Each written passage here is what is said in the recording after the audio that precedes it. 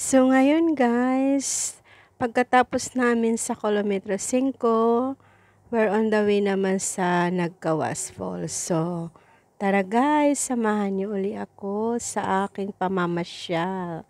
Enjoy talaga ang bakasyon ko. And then, thank you sa cousin ko kasi talagang pinasyal niya ako. May sasakyan naman kami, kaso lang ang uncle ko talaga ayaw mag-drive. So, hindi ko na sinama si mami, kawawa naman sila ni mami, pati ang tatay ko. Dahil nga, yung sinakyan namin, ano lang, bao maliit lang.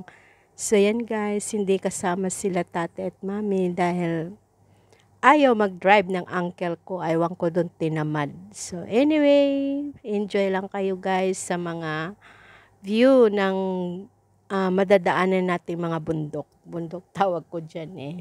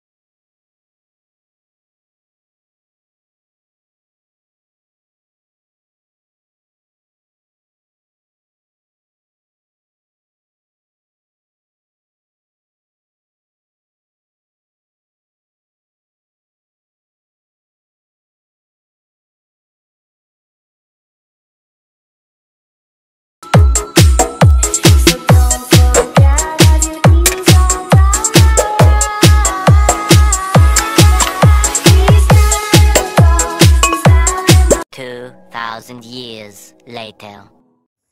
So guys, nandito kami sa Magkawas Falls. So ayan. Ando na sila guys. So nauna na umakyat. So ito guys yung view. So ayan yung Magkawas Falls. Ito yung pinaka-entrance. Yan. Andun yung sasakyan namin.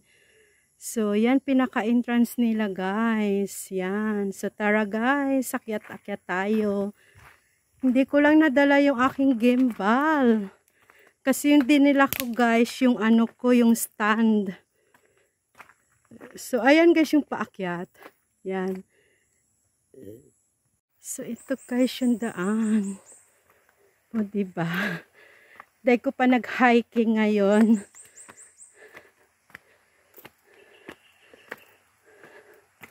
Ayan, naririnig ko na guys yung falls.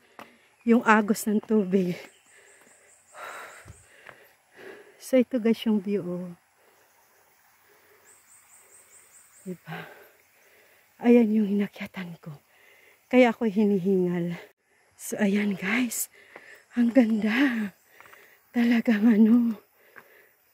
O, diba? Dahan-dahan lang tayo maglakad. Ayan.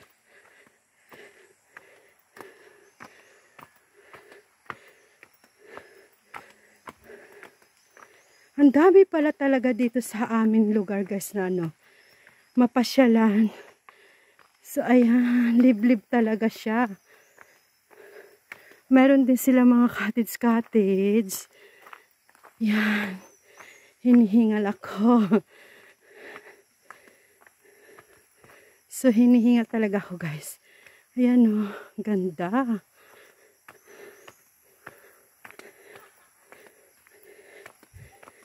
Yan.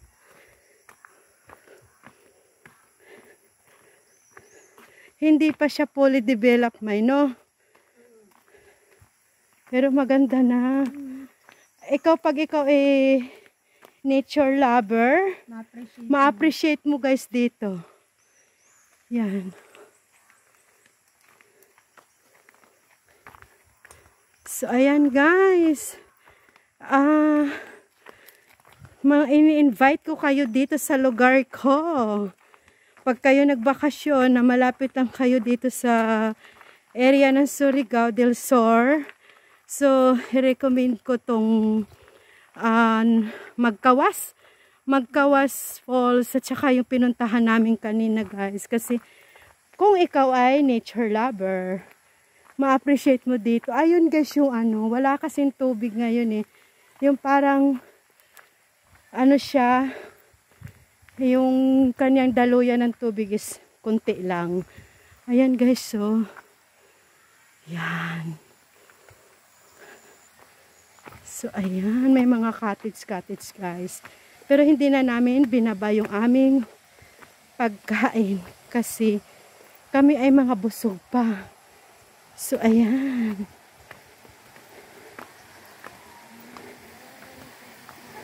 O diba? Ay, kung alam ko lang guys, nagdala ko ng tupis. Magtupis ako dito. Charot.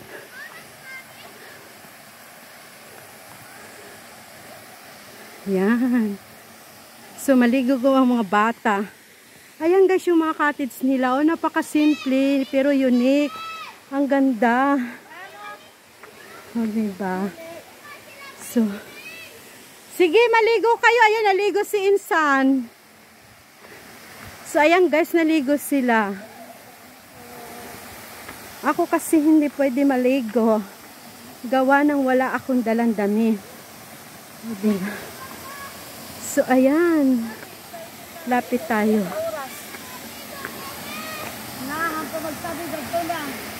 Ito, ayan. Ang ganda guys, oh. Ganda. Wala talaga sa plano to. Ayan. So, ito guys, ang Nagkawas Falls. Malinis yung tubig, oh. As in, malinis. So, ayan guys, yung falls, o diba? Ang ganda ng falls niya, tingnan nyo guys, oh. Ayan, oh, yung mga pamangkin ko at pinsang ko guys, naliligo sila. Wala talaga to sa plano. Lagi ako taglaong, oh. Yan. So, ibig sabihin, yan tubig na galing doon is dito. Dito siya dadaan papunta doon sa, sa malaking ilog. Pag abot biskit sa plano, maligo, nakakaligo na. Ay, pag 100, ay lakatid. Barato ra.